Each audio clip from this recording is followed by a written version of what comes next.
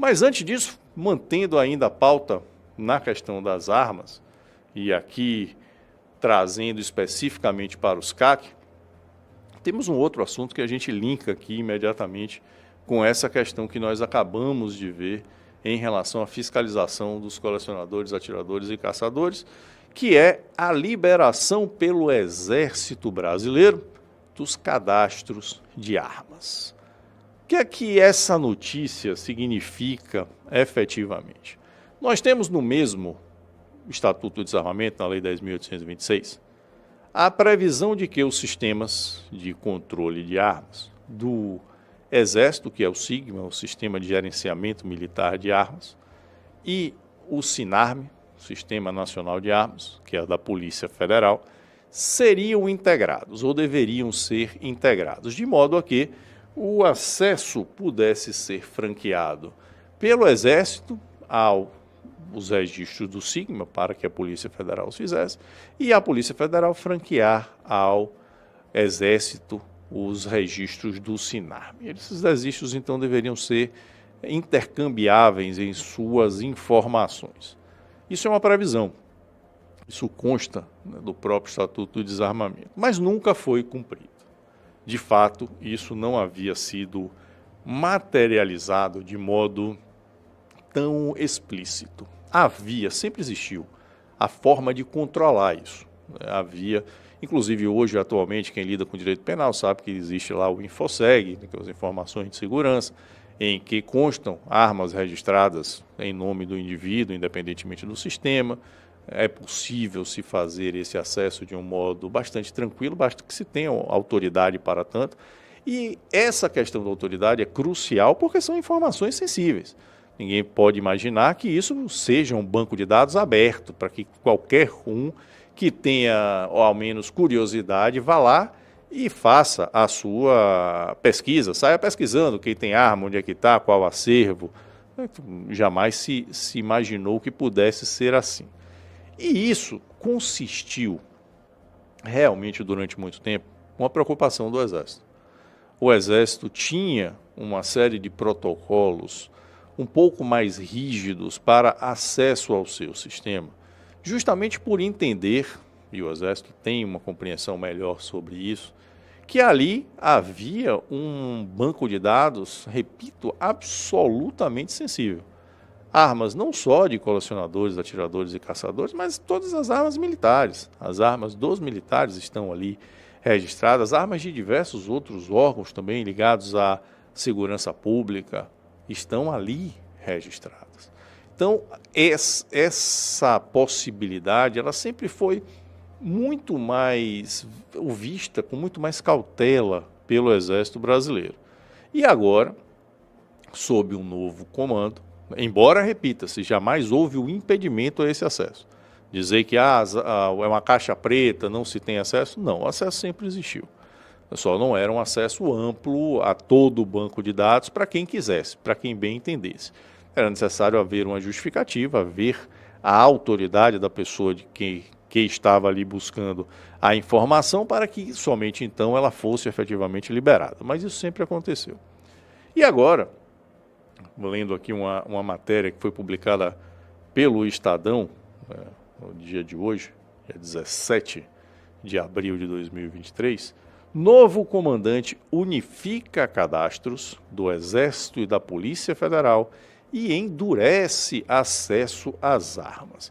Essa parte do endurece acesso às armas é meio sem sentido, porque não compete ao comando do Exército endurecer. O comando do Exército tem a função de cumprir a lei. O cumprimento da lei é que cabe a ele. Como a lei estiver disposta, o Exército, as Forças Armadas, assim como todas as forças de segurança e todo mundo, todo cidadão de modo geral, o que tem de fazer é cumprir a lei como ela estiver vigorando. Então, isso de endurecer acesso às armas não compete ao Exército, não é uma autorização, não é uma atribuição do Exército, mas consta aqui da matéria. E aí ele diz o seguinte, aqui o leading da matéria diz o seguinte: falta de ligação entre sistemas impedia Exército de se adiantar e caçar registros de CACs na mira da Justiça, além de facilitar acesso de possíveis criminosos a fuzis e outras armas autorizadas a colecionadores, atiradores e caçadores. uma leitura aqui bastante deturpada, né, do que são esses registros, do que é essa compatibilização, essa intercambiabilidade de informações, porque nunca houve esse impedimento. Os requisitos para aquisição de armas precisam ser comprovados por documentos, por documentação específica, juntada de diversas certidões negativas. E essas certidões negativas demandam que não haja registros, que não existam registros em nome do CAC. Então, se o indivíduo consegue a certidão negativa, não há ali o registro. Então, a ideia de acesso a esse sistema teria muito pouca viabilidade para impedir isso, né? Mas a ideia de acesso ao Sinesp, né, o sistema mantido pelo Ministério da Justiça, com dados da segurança pública no país, onde está o Banco Nacional de Boletins de Ocorrência, por exemplo, né, e tem ali uma série de informações. A matéria aqui trata como se fosse uma ideia de trazer as informações de segurança. A ideia é a parte de segurança para se precaver de um indivíduo que não estaria legalmente autorizado a ter acesso a uma arma, como se fosse algo bonito para a segurança pública. Como quase sempre vem essas medidas com uma ideia de maior controle social. Nunca se diz, meu objetivo é controlar mais vocês. Não sempre se diz que tem um benefício. Não, o benefício é que nós vamos resolver essa parte aqui da insegurança, vamos evitar essa circulação de armas e assim sucessivamente. A gente está cansado de saber disso. Mas qual é o grande problema disso aqui? A questão é que os bancos de dados são, como disse aqui, absolutamente sigilosos. Hoje, os bancos de dados da Polícia Federal estão vinculados ao Ministério da Justiça e o Ministério da Justiça volta a fazer convênios e ter como parceiros diversas ONGs, organizações não governamentais, institutos, programas e etc., voltados ao desarmamento. E não é raro ou difícil de se imaginar que as informações que são disponibilizadas pelo Ministério da Justiça, ou melhor, pela Polícia Federal ao Ministério da Justiça, sejam repassadas a essas ONGs, que afinal são ONGs parceiras do Ministério na questão da segurança pública. E essas entidades, mesmo sendo não governamentais, passam a ter acesso a todo tipo de informação que seria informação sensível, que seria informação absolutamente criteriosa para análise. E era exatamente por isso que havia uma cautela maior das Forças Armadas em disponibilizar esse acesso integral, porque aí se sairia do registro de armas por civis para a defesa pessoal, que é um banco de dados infinitamente menor, para uma amplitude gigantesca de todo o armamento de colecionadores, atiradores e caçadores e do arsenal militar propriamente dito, além de outras forças de segurança. Com esse acesso viabilizado, abre-se uma porta imensa a que essas informações sensíveis sejam vazadas, possam ser acessadas indevidamente. E aí não adianta se dizer que há segurança dos dados, inclusive a Lei Geral de Proteção de Dados protegeria isso. Se fosse verdade, não se venderia CDs em diversas feiras públicas aqui no Brasil, contendo dados de milhões de contribuintes, dados detalhados de milhões de contribuintes, que são bancos de dados que têm o mesmo sigilo, são protegidos do mesmo jeito, têm órgãos de fiscalização para impedir que esses dados sejam vazados, e isso nunca adiantou absolutamente nada. Nunca adiantou absolutamente nada. Então, por trás dessa roupagem de algo benéfico, que pode aí eventualmente ajudar em alguma coisa na segurança pública, há um risco monumental. O risco de que todas essas informações sensíveis e que deveriam ser tratadas com absoluto sigilo sejam vazadas, passem a ser disponibilizadas quem sabe até publicamente, e pior, a criminosos. Isso tem o potencial de expor colecionadores, atiradores e caçadores ainda mais a ação de criminosos, a ação de quem eventualmente pretenda de subtrair o acervo. Porque agora nós temos um outro canal de possibilidade de acesso.